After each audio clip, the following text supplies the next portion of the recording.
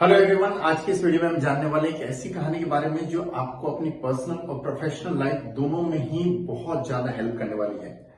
हालांकि इस कहानी को आपने कई बार लाइफ में सुना होगा, लेकिन इस कहानी को हम इस प्रकार से समझने वाले हैं कि उससे टोटल 4 बेहतरीन लाइफ लेसन्स आपको मिलने वाले हैं।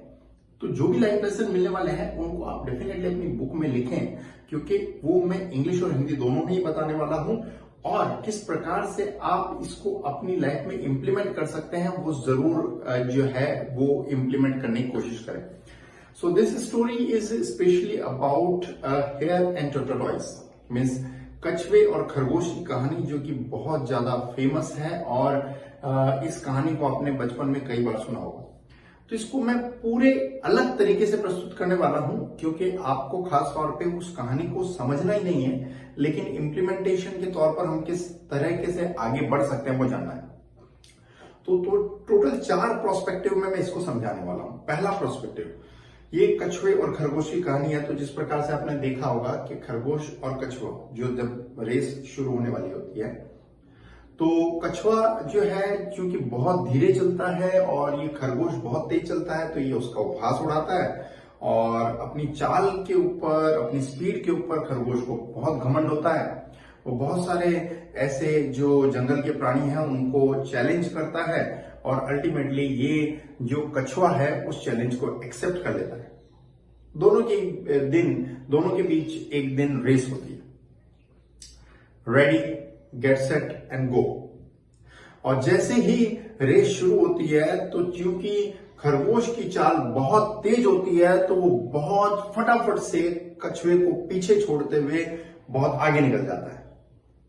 दूर दूर तक कहीं भी कछुआ दिखाई नहीं दे रहा होता है और इसी वजह से खरगोश को लगता है कि मेरे लिए रेस जीतना बाएं हाथ का खेल है, मैं तो इसे फटाफट जीत लूंगा। इसलिए वो एक पेड़ के नीचे थोड़ा सा आराम विश्राम करने के लिए रुक जाता है। अब जैसे वो रुकता है तो प्लेजेंट मौसम था और साथ में थोड़ी सी उसे थकावट थी, तो उसे नींद आने लगती है, उसे ऊँघ आने लगती है। अब वो सो रहा होता है, नींद ले रहा होता है, अपने विचारों में खोया होता है कि कछुआ तो मुझे कहाँ हरा सकता है, वो तो बहुत पीछे है।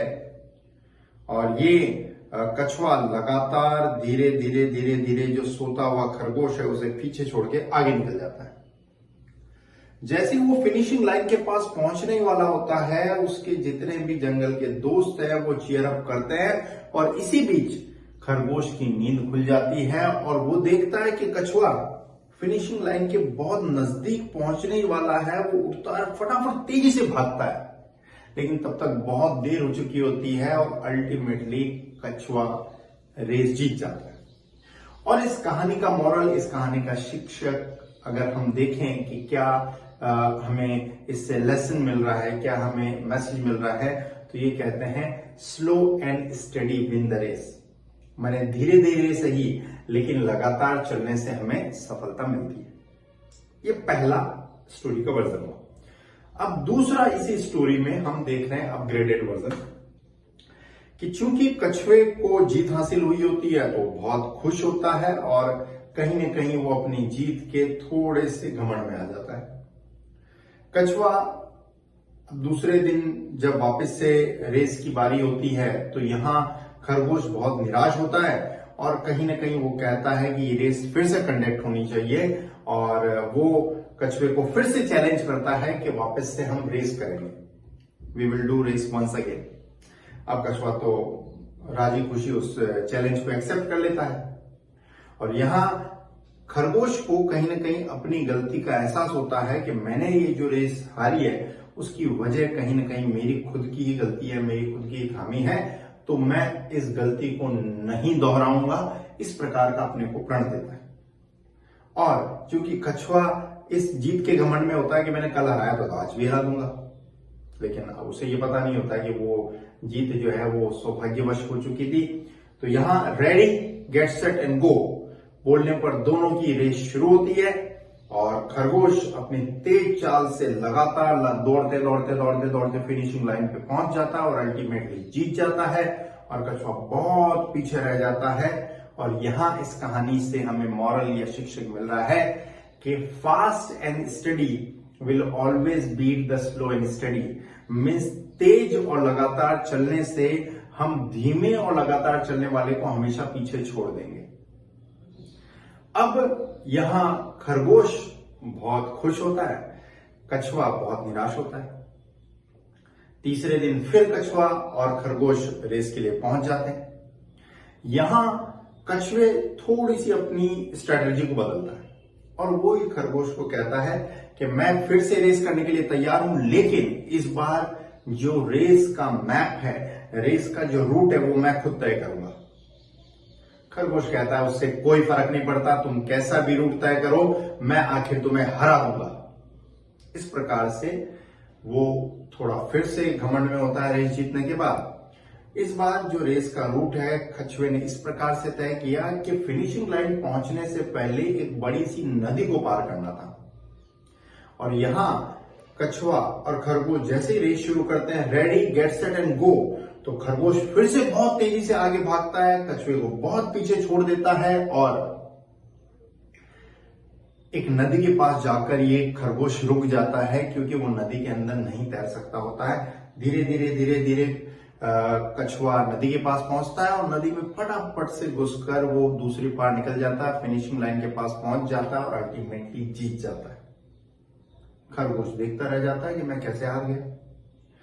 इस कहानी का मॉरल और शिक्षक हमें ये मिल रहा है कि discover your strength and work accordingly, you will surely win the race. Means अपनी ताकत को पहचाने, अपनी स्ट्रेंथ को पहचाने और उसके अकॉर्डिंग काम करें, डेफिनेटली आप रेस में जीतने वाले होते हैं। ये हुआ तीसरा कहानी का वर्णन। चौथा, अब कछुआ और खरगोश दोनों बहुत अच्छे दोस्त बन चुके हैं, इसलिए कछुआ और खरगोश ये कहते हैं कि अब हम कंपटीशन छोड़ते हैं, दोनों मिलकर हम रेस करते हैं।